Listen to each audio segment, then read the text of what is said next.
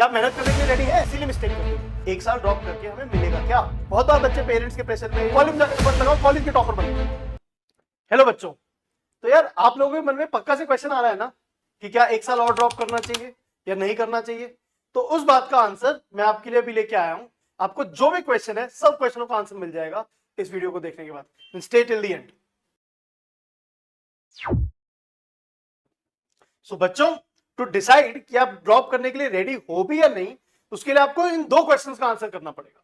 ठीक है, तो सबसे पहला क्वेश्चन क्या आता है हमारे सामने? Are you ready to work hard? क्या आप मेहनत करने के लिए रेडी हैं? तो अगर आप मेहनत करने के लिए रेडी हैं तो फिर हमारे सामने क्वेश्चन आता है कि यार ये मेहनत है, रेडी टू वर्क हार्ड तो बड़ी जनरल सी बात है, आप इसको कुछ डिफाइन करिए ना। हार्ड वर्क का क्या मतलब है? हार्ड वर्क का मतलब है मेरे बच्चों, पहली बात 10 to 12 आवर्स डेली। क्या आप डेली 10 से 12 घंटे के लिए पढ़ने के लिए तैयार हो? ठीक है, मतलब आपकी लाइफ के अंदर पढ़ाई के अलावा कोई और मेजर एक्टिविटी नहीं बचेगी। क्या आप इस एक्शन के लिए तैयार हो? तो सबसे पहला क्वेश्चन आपको सोचना है। ठीक है, दूसरा क्वेश्चन जो आपको सोचना है कि ये जो 10 से 12 घंटे हैं, ये सिर्फ एक दिन नहीं पढ़ाई करनी है हमें, ये पूरे के पूरे साल पढ़ाई करनी है। ठीक है, ऑलमोस्ट कुछ लोगों के लिए 200 है, कुछ लोगों के 300 है, मतलब ऑलमोस्ट 300 डेज के लिए आपको 10 से 12 घंटे डेली पढ़ाई करनी है। कुछ एक दिन की बात नहीं है, एक महीने की बात नहीं है। तो क्या आप इस एफर्ट को डालने के लिए रेडी हो? अगर आपका इसका आंसर आता है नो, देन आपका डिसीजन हो गया that you are not ready to take a drop. अगर आपका आंसर आता है yes, then we go back to the next question. Also अगर आपका आंसर आता है maybe, then you have to prove it to us in next 15 days that आप मेहनत कर सकते हो, एंड आपको अपने आप को भी प्रूव करना है कि आप वो मेहनत कर सकते हो नहीं कर सकते हो। ठीक है, so once you are sure that आप मेहनत करने के लिए रेडी हैं, then we have to ask the second question. दूसरी बात ये आती है कि क्या इशू रहा इस साल जिसकी वजह से हमारी परफॉर्मेंस में लैकिंग हुआ?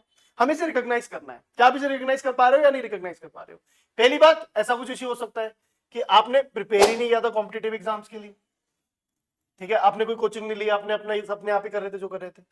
दूसरी बात ये हो सकती है कि आपने कोई प्रॉब्लम प्रैक्टिस नहीं करी, आप सिर्फ थ्योरी पे फोकस करते रहे, थ्योरी समझने में टाइम चला गया, प्रॉब्लम्स प्रैक्टिस नहीं करी, या प्रॉब्लम प्रैक्टिस करते रहे, थ्योरी नहीं समझी, व्हाटएवर। तीसरी प्रॉब्लम हो सकती है कुछ हेल्थ इशू हो गया, तबियत खराब हो गई जिसकी वजह से चैलेंज आ गया, कुछ पर्सनल लाइफ में चैलेंज आ गया जिसकी वजह से कुछ इशू हो गया। चौथी बात हो सकती है कि आपने कुछ एग्जाम में सिली मिस्टेक कर दी है। तो ये चौथी बात है ना, इसको बहुत ही क्रिटिकली एनालाइज करना है हमें। क्रिटिकली एनालाइज करना है। क्रिटिकली एनालाइज का मतलब क्या है? बहुत सारे बच्चों को लगता तो ये है कि उनसे हुई सिली मिस्टेक है, बट अगर मैं उनसे दोबारा से वो पेपर पकड़ा दूं तो भी शायद उनसे वो क्वेश्चन सही ना हो, क्योंकि वो सिली मिस्टेक नहीं होती, हमने गलत चीजें इमेजिन करी हुई होती है, या जो भी सिचुएशन है। एक्चुअली इसमें हम ये बात आंसर करना चाह रहे हैं, क्या हम ये पता है कि हम क्या प्रॉब्लम सॉल्व करेंगे इस बार, या हम बस ये सोच रहे हैं कि बस कर लेते हैं, रिपीट देखा जाएगा जो भी है? तो हमें ये क्वेश्चन आंसर करना पड़ेगा ना, गड़बड़ कहाँ हुई थी, ताकि वो गड़बड़ रिपीट ना हो। ठीक है, तो अगर इस बात का आंसर आपका यस है कि आप रिकॉग्नाइज कर सकते हो क्या गड़बड़ थी एंड आप उस पे काम करने के लिए रेडी हो, तो आप ड्रॉप कीजिएगा। अगर इसका आंसर नो है तो इसका मतलब ये प्रॉब्लम हो सकती है मेरे बच्चों कि जो गड़बड़ पिछली बार हुई थी वही सेम गड़बड़ दोबारा से रिपीट हो जाए, and which we do not want at all. ठीक है बच्चों? तो बच्चों यार कुछ आपके दिमाग में कॉमन क्वेश्चंस हैं, जो मैंने भी आपको बातें बताई उससे सब कुछ क्लियर नहीं होगा। पेरेंट्स के दिमाग में भी कुछ क्वेश्चंस हैं, उन क्वेश्चंस के आंसर ढूंढते हैं। ठीक है, सबसे पहला क्वेश्चन क्या है? Is it worth to drop in year? मतलब एक साल ड्रॉप करके हमें मिलेगा क्या? ठीक है, तो अब सिंपल सी बात करते हैं। जो मेरे बच्चे वीडियो देख रहे हैं, कुछ बच्चे जेई की वीडियो बच्चे होंगे और कुछ बच्चे नीट के होंगे, तो मैं दोनों को क्लियर कर देता हूँ। जेई वाले बच्चों को क्लियर कर देता हूँ। मान लेते हैं आपके इस बार 70 नंबर है, विच मीन्स आपकी 90% है। ठीक है, विच मीन्स आपकी करीब 1,30,000 रैंक। ठीक है, तो आप इन 70 नंबर को, जो मैंने मेहनत अभी स्टार्टिंग में डिफाइन करी, अगर आप वो मेहनत कर रहे हो तो गारंटीड मैं नंबर दे रहा हूं कि आपकी ये नंबर 170 हो जाएगी। और अगर ये 170 हो गए तो आपकी जो परसेंटाइल है 99.5 परसेंटाइल हो जाएगी, और 99.5 परसेंटाइल का मतलब है कि 6,500 हो जाएगा। अगेन कुछ लोग मेरे को गारंटी पे मेरी रैगिंग करेंगे, अरे मैं ऑन एन एवरेज बात ही कर रहा हूँ ऑब्वियसली मेरे बच्चों में, ऐसी कोई बात गारंटी तो कोई भी नहीं ले सकता ना किसी भी चीज की, बट हाँ इन जनरल ये जरूरी 170, ये 220 भी हो सकता है। बट इवेंचुअली ये कहानी है कि आप समझ रहे हैं यहाँ से आपको क्या फर्क पड़ेगा, यहाँ से आपको क्या कॉलेज मिलेगा और यहाँ से आपको क्या कॉलेज मिलेगा, आपका पूरा करियर का लाइफ साइकिल ही बदल जाएगा। तो क्या जेई वाले बच्चों के लिए एक साल ड्रॉप करना वर्थ इट है? बिल्कुल है मेरे हिसाब से। अगर आप मेहनत करते हो तो बिल्कुल आपको अच्छा मिलने की चांस है। सिमिलरली अगर मैं बात करूं नीट वाले बच्चों की, तो नीट वाले मेरे प्यारे बच्चों, अगर आपके आज की डेट में 300 से 350 नंबर आ रहे हैं, ठीक है, अगर आप ड्रॉप करते हो 1 साल, ठीक है, और ड्रॉप करने के बाद आप इन 300 से 350 नंबर को 600 नंबर पर ले जा सकते हो, ठीक है, या 650 नंबर तक ले जा सकते हो। तो आप समझ रहे हो, यहां पे आप नॉट अ डॉक्टर से सीधे सीधे जंप कर जाते हैं एक एमबीबीएस डॉक्टर तक, ठीक है। अब आप समझिएगा इस बात को कि आप नॉट अ डॉक्टर या जो भी डिग्री आप परस्यू करेंगे वर्सेस आप जो एक एमबीबीएस डॉक्टर है, तुम्हें कितना फर्क होगा। या फिर अगर आपको कहीं भी बीडीएस या फिजियोथेरेपी आयुर्वेदा मिल रहा है एंड अभी want to convert that to an MBBS doctor, तो कितना आपकी लाइफ में फर्क पड़ सकता है, ठीक है। तो अगर आप वो मेहनत करने के लिए रेडी हो तो ये पर्टिकुलर चीजें आप अचीव कर सकते हो, एक अच्छे गवर्नमेंट मेडिकल कॉलेज से भी अचीव कर सकते हो, ठीक है। तो ये जो इतना बड़ा डिफरेंस हम क्रिएट कर सकते हैं, आपको ये सोचना है कि मैं 1 साल अभी लगाऊं या फिर मैं 1 साल अपना कॉलेज खत्म होने के बाद लगाऊं। क्योंकि अगर आपने 1 साल अपना कॉलेज खत्म होने के बाद लगाया तो इस कॉलेज से जो आपको प्लेसमेंट मिलेगी या जो आपकी लाइफ का स्टैंडर्ड रहेगा वर्सेस इस कॉलेज से जो आपको 1 साल बाद प्लेसमेंट के बाद आपका लाइफ स्टैंडर्ड रहेगा, उसमें एक जमीन आसमान का अंतर होने का चांस है। हाँ, आपके दिमाग में एक क्वेश्चन आ रहा होगा कि क्या पता ये ना हो पाए, don't worry, stay till the and, मैं इस बात का भी आंसर करूंगा, ठीक है। अब चलते हैं नेक्स्ट क्वेश्चन के ऊपर।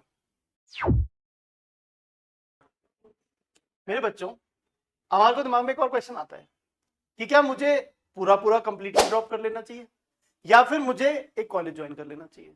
बहुत बार बच्चे पेरेंट्स के प्रेशर में या पेरेंट्स बच्चों के प्रेशर में एक दूसरे को बोलते हैं कि कॉलेज ज्वाइन कर लो साथ में ड्रॉप कर लो। देखो, मेरा मानना बहुत क्लियर है कि आप या तो फुल्ली ड्रॉप करो या फुल्ली कॉलेज करो, दोनों को साथ में मत करो। क्यों मैं ऐसा मानता हूं? सिंपल सी बात यह है कि अगर आप कंप्लीट ड्रॉप कर रहे हो तो आप सारा फोकस ड्रॉप पे लगाओगे, सारी एनर्जी उस पे लगाओगे, तो ऑब्वियसली जो आपका रिजल्ट आएगा वो बेटर आएगा। या अगर आप पूरा कॉलेज में फोकस कर रहे होगे तो आपका सारा फोकस कॉलेज पे होगा, आपकी वहां सीजीपीए बेटर रहेगी।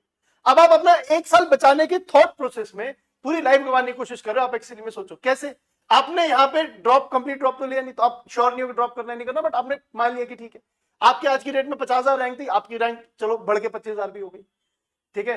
कॉलेज में ऑब्वियसली आप उतना टाइम नहीं बिता पाओगे, तो कॉलेज में टाइम नहीं बिता पाओगे तो इसका मतलब आपका ऑलमोस्ट क्या कहते हैं सीजीपीए भी 6-7 ही होगा, ज्यादा तो हो नहीं पाएगी, ज्यादा पढ़ पाए नहीं आप कॉलेज के लिए, बस पासिंग मार्क्स ही आ पाए अगर आ पाए भी, ठीक है, या जो भी सिचुएशन है।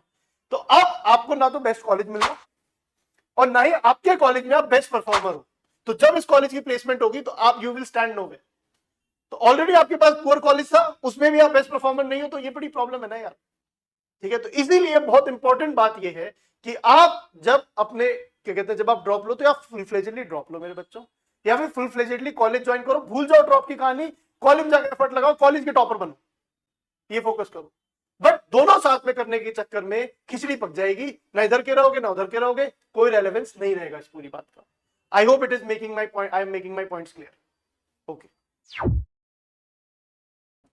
सो मेरे बच्चों, नेक्स्ट क्वेश्चन हमारे दिमाग में ये आता है कि हमारे पेरेंट्स क्या चाहते हैं, और पेरेंट्स के दिमाग में भी आ रहा है। पेरेंट्स में से कहते हैं या तो वो कहते हैं कि मेरा बच्चा ड्रॉप करवा दो सर, कि वो ड्रॉप कर ले, उसके अंदर कैपेबिलिटी वो रेडी नहीं हो रहा, या पेरेंट कह रहा है कि मेरा बच्चा ड्रॉप के पीछे पड़ा हुआ है, उसको बोलो कि ड्रॉप ना करे। यार एक सिंपल सी बात समझनी है पेरेंट्स आप लोगों को कि आपको तो पढ़ाई करनी नहीं है, करनी तो बच्चे को है। तो जो पेरेंट मुझे बोल रहे हैं कि बच्चे को ड्रॉप करने दो, मेरे बच्चे के अंदर कैपेबिलिटी है, हाँ आप अपने पॉइंट्स बच्चे के सामने रखिए कि व्हाई डू यू थिंक कि वो बच्चा ड्रॉप करेगा तो उसकी परफॉर्मेंस बेटर हो जाएगी। उसके बाद डिसीजन बच्चे का, let that kid take that decision. ये ड्रॉप की जर्नी आसान नहीं होती है, ये कोई 15 दिन की कहानी नहीं है कि हम डांट डपट के या कुछ करके बच्चे को कर लेंगे। ये बच्चे के अंदर से जब तक नहीं निकल के आएगा कि वो ड्रॉप कर रहा है, जब तक ये बात नहीं, ड्रॉप करना चाहता है, जब तक ये बात नहीं सक्सेसफुल होगी। सिमिलरली कुछ पेरेंट्स कहते हैं कि यार हम अपने बच्चे को चाहते हैं कि वो ड्रॉप ना करे, हमें उसकी कैपेबिलिटी पे भरोसा नहीं है, हमें लग रहा है वो 1 साल वेस्ट ही करेगा।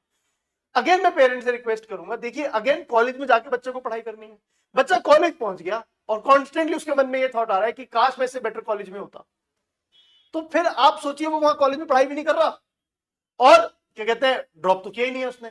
तो इन दैट सिनेरियो आप समझिए कि हम ये चाहते हैं कि हमारा एज पेरेंट्स एक रोल है कि यार बच्चे को हम जितना अपॉर्चुनिटी दे सके उतनी दे। बच्चा तो पढ़ने के लिए कर रहा है ना, ड्रॉप ले रहा है, ड्रॉप ईयर में तो उसके दोस्तों से सब कॉलेज जा चुके होंगे ना, बच्चा तो पढ़ने के लिए ये चांस लेना चाह रहा है। give your kid that chance. It is important. We do not make our kids regret, और पेरेंट्स भी रिग्रेट करते हैं कि काश मैंने अपने बच्चों को 1 साल और दे दिया होता, मेरा बच्चा शायद बहुत अच्छे कॉलेज में निकल जाता। तो इसीलिए पेरेंट्स को मैं बोलूंगा आप अपने पॉइंट जरूर प्रेजेंट करें, बट बच्चे को ना ही ड्रॉप करने के लिए और ना ही ना ड्रॉप करने के लिए फोर्स करें, ठीक है बच्चों। बच्चों ये अगला क्वेश्चन जो है ना, ये बड़ा कंट्रोवर्शियल सा क्वेश्चन है मेरे लिए आंसर करना, क्योंकि मैं बोलूंगा कि अगर आपको कोचिंग इंस्टीट्यूट ज्वाइन करना चाहिए कुछ ड्रॉप करते समय, तो आप कहोगे कि तो अपना फायदा कर रहा है। मैं बोलूंगा कोई ज्वाइन नहीं करना चाहिए, तो मेरे टीम मेंबर्स या मेरे जो कुलीग्स हैं जो कोचिंग में पढ़ाते हैं बच्चों, कहते हैं कि मैं गलत काम कर रहा हूँ, गलत एडवाइस दे रहा हूँ बच्चों को। तो मैं वो एडवाइस देता हूँ, मैंने अपने छोटे भाई को जो दी थी, तो उसने भी ड्रॉप किया था 1 साल और IIT में उसका इवेंचुअली सिलेक्शन हुआ था। तो मैं सिंपल सी बात, पहले तो जो क्वेश्चन आपको बताया वो सब मैंने उससे डिस्कस किए। जब उसने मुझे क्लियरली बोला कि he is ready to drop in year, तब हमने इस क्वेश्चन पे आए कि हमें क्या से करना है, कोचिंग ज्वाइन करनी है या नहीं ज्वाइन करनी है। एट दैट पॉइंट हम लोगों ने ये डिसीजन लिया कि हम कोचिंग ज्वाइन करते हैं। इवन तो 11वीं 12वीं उसने पढ़ाई करी थी, उसने बोला कि हमें रियलाइज हुआ कि अगर हम वो कोचिंग ज्वाइन नहीं करेगा तो किसी स्ट्रक्चर में फिट नहीं होगा। उसको ये नहीं पता कि किस चैप्टर को कितना समय देना है, उसको खत्म कर देना है। वो बस अपनी मनमर्जी से पढ़ता रहेगा, कुछ ज्यादा जो पसंद है वो पढ़ता रहेगा, जो पसंद नहीं है उसे छोड़ देगा।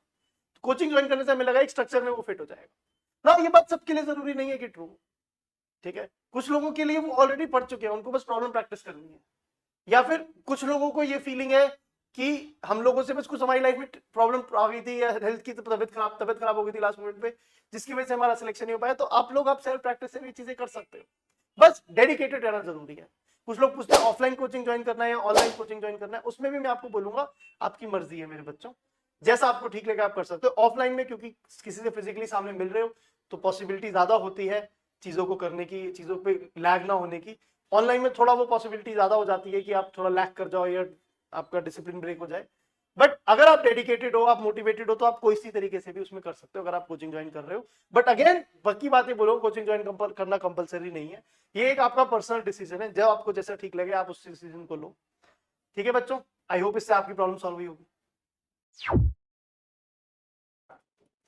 तो बच्चों अगर आप अभी भी कंफ्यूज हो कि आपको ड्रॉप करना चाहिए नहीं करना चाहिए, and you want to talk to me और समबडी जिसने इन एग्जाम्स को खुद से क्लियर किया है, ठीक है, then you can fill this form, ठीक है। इसका लिंक आपको डिस्क्रिप्शन में भी मिल जाएगा, and we will connect and we will figure out कि आपको क्या चैलेंज आ रहा है and how should you solve that challenge. आपको जितने भी क्वेश्चन हैं आपके, वो मैं आपकी हेल्प करूंगा आंसर करने की। और उसके बाद आप जो भी डिसीजन लेते हो, I will be with you कि भाई I will keep coming on this channel and keep talking to you कि आप कैसे अपनी प्रिपरेशन को और अच्छा कंटिन्यू कर सकते हो। आई होप बच्चों आपको इस वीडियो से फायदा हुआ होगा, and if you think your friend और somebody might actually or is actually going through this question, then you can share this video with them. और इन जनरल अगर आप सब्सक्राइब करोगे चैनल को या वीडियो को लाइक करोगे तो this will be a motivation for us. Thank you बच्चों, ऑल द बेस्ट, टाटा।